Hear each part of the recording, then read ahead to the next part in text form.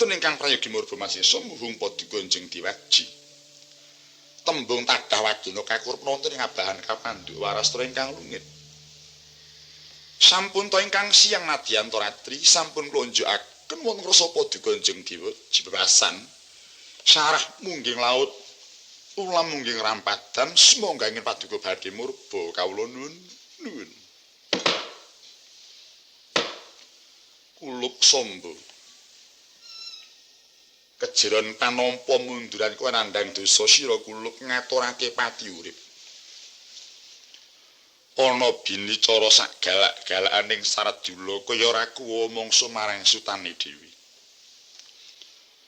Apa maneh tumraping jering ingsun marang sira kulup kaya isih akeh hambek paliman-maning karaton. Awit sapa ingkang kawogan babadi rungkut ngobri pepeteng ujum gumbul ruwet amung kajaba sira kulup sombo. Kawula nuwun saklangkung bingah raos sing putra paduka dini kula kinajak sasamiring adase. Namung anggen kula marang ngarsa paduka njeng diwaji paring kok cumadong dawuh menggah menapa to wigatos sing pasiwakaning dinten mangke. Mara kulup sombo aradika para ngarsa ingsun babari wigatining pasiwakan.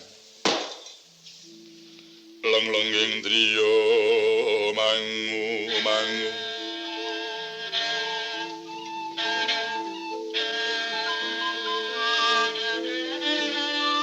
mangungkung kanduan riman